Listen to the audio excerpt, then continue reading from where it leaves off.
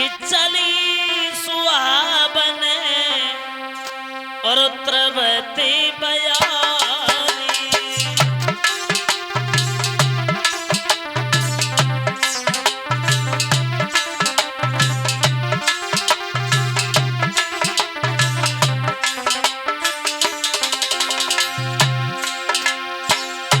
काम प्रसान बढ़ा बनहारी।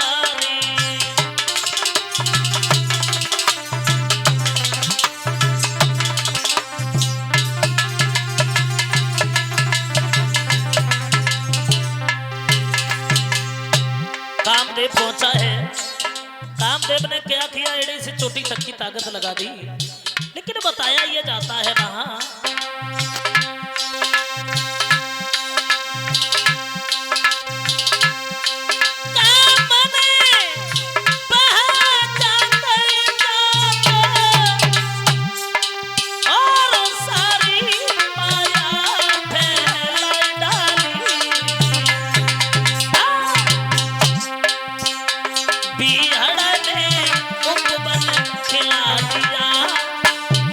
और ग्रीष्म बसंत बनाए डाली।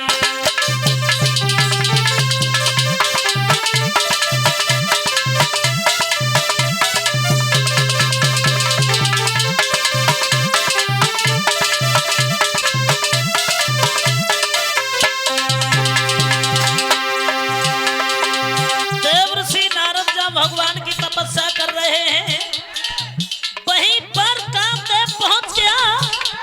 लेकिन कामदेव ने एड़ी से चोटी तक की ताकत लगाई, नारद की आंखें नहीं खुलवा पाया। हुआ क्या, होना क्या था?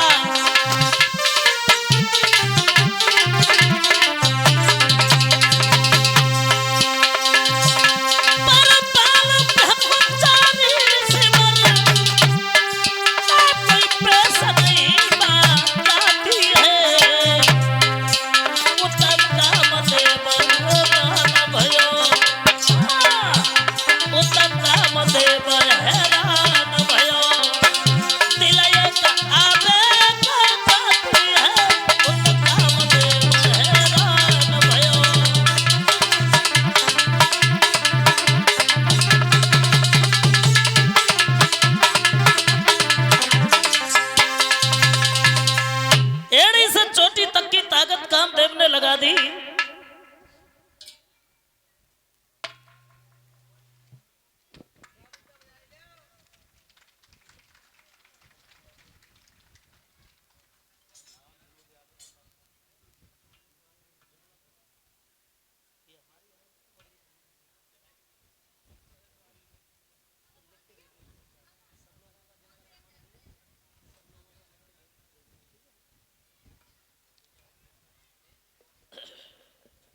इधर बताया ये जाता है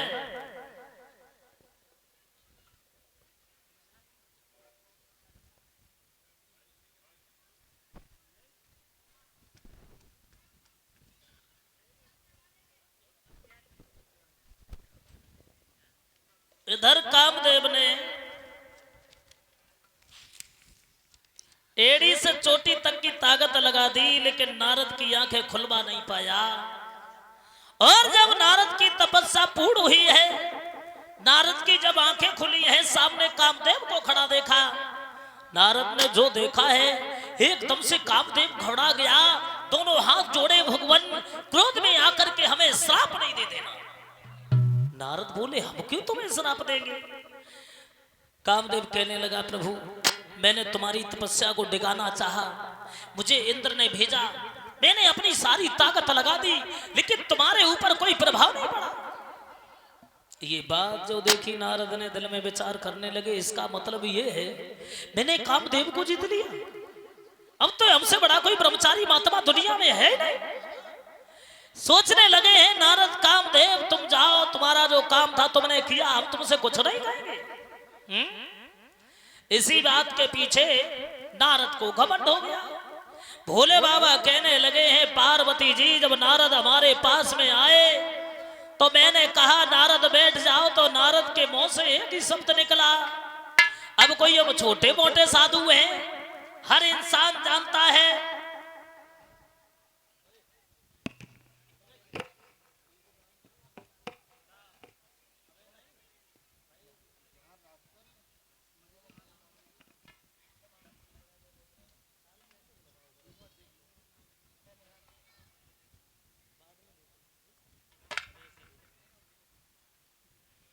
और ये श्रीमान विनोद यादव जी जो जमलापुर के रहने वाले हैं, कलश वाली कन्याओं का इन्होंने सम्मान किया है।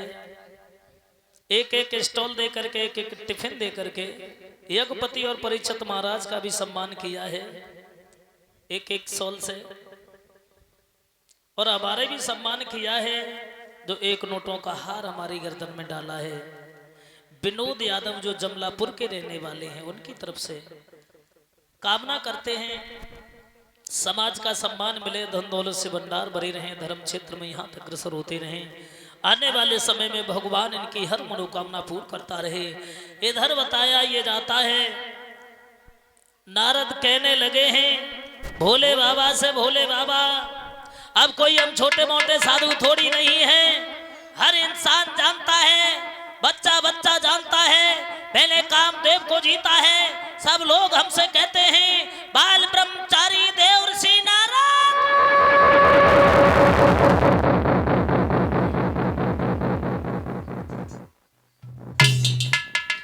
भोले बाबा सोचने लगे नारद को हमें लगता है घमंड हो गया। भोले बाबा कहने लगे नारद ये बात तुमने हमसे तो कह दी, लेकिन ये बात जाकर के भगवान नारायण से नहीं कहना। नारद कहने लगे उनसे क्यों नहीं कहेंगे भाई, अरे मैंने कोई चोरी थोड़ी नहीं की है, मैंने कोई डकैती थोड़ी नहीं डाली है, मैंने तो वो काम किया है जो किसी भी देवता ने नहीं कर पाया। उनसे भी जाकर के कहेंगे। बीड़ा उठा लिया, बीड़ा उठाने के बाद में चले हैं। बताया ये जाता है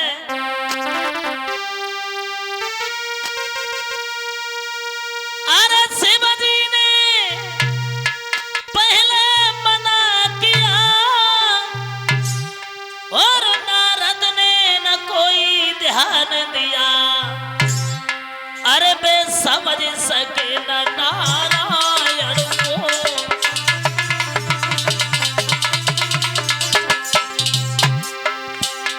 बे समझ सके न नारायण को, इतना भारी अभिमान किया, बे समझ सके न नारायण को।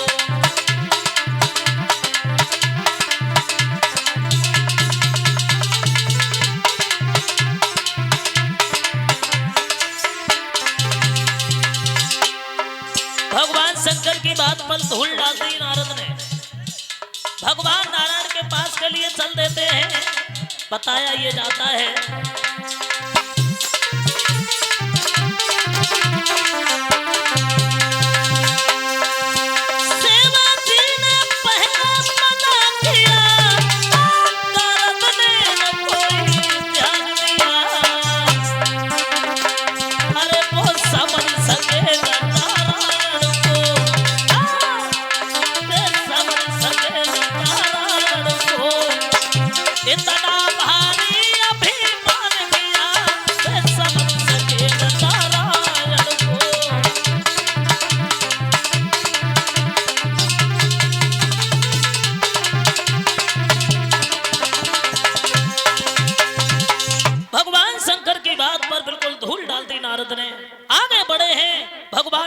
पास पहुंचे। और जब भगवान नारायण के पास नारद पहुंचे हैं, भगवान नारायण कहने लगे आओ नारद, बड़े दिनों में दिखाई दिए, अभी तक कहाँ रहे। नारद कहने लगे हम कोई छोटे मोटे साधु थोड़ी नहीं है। अरे भाई अब तो मैंने कामदेव को जीता है, बच्चा बच्चा जानता है, सब लोग जानते हैं और हमसे कहते हैं बाल ब्रह्मचारी देवर्षि नारद।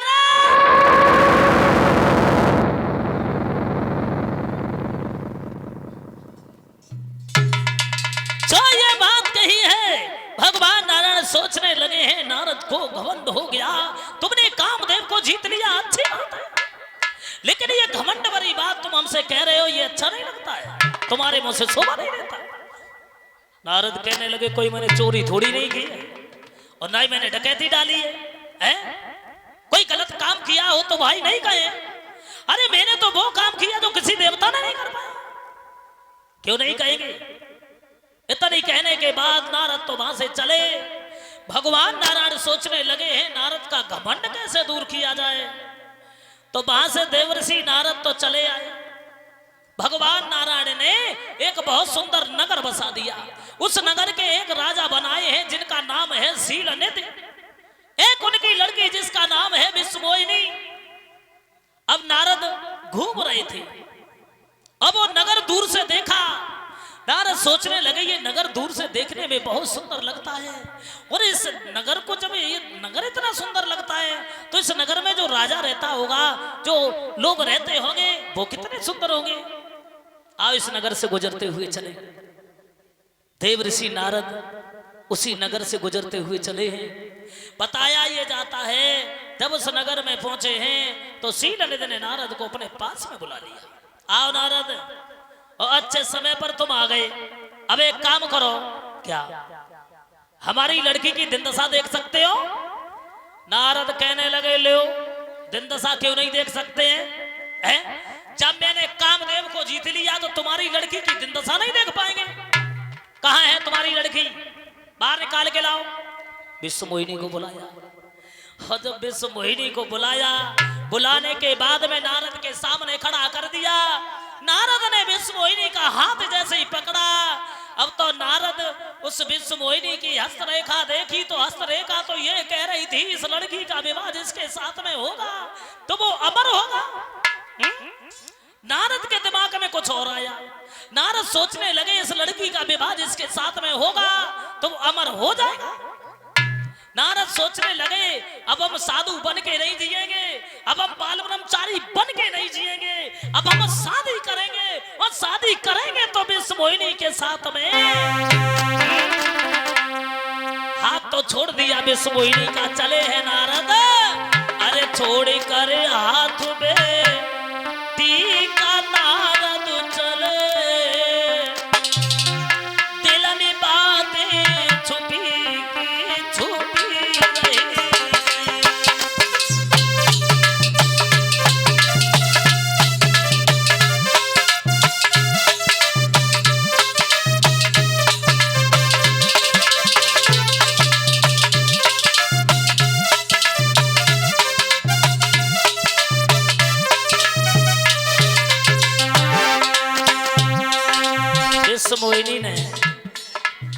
विश्वमोहिनी का हाथ नारद ने छोड़ दिया।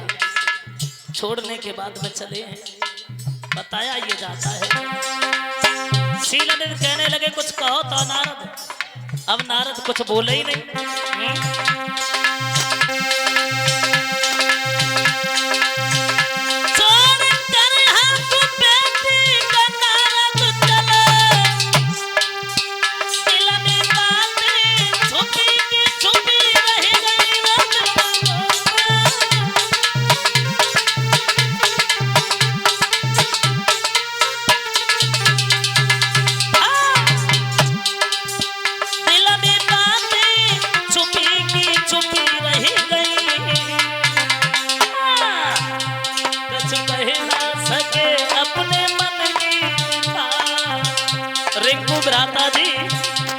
कछ कह ना सके अपने मन की पिता, बीच दिल पे छुरी सी फिरी नहीं।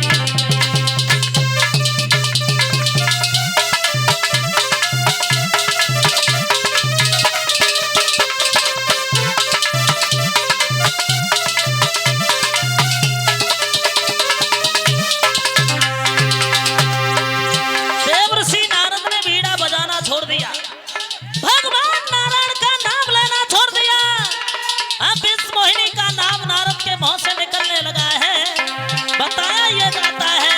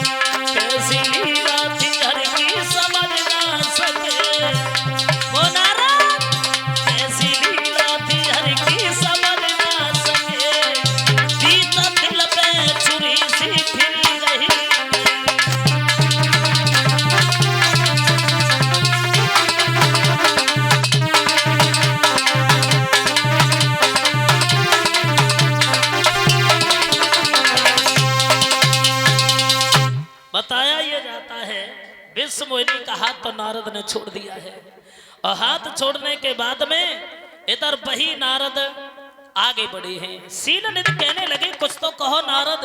अब नारद बोले ही नहीं। नारद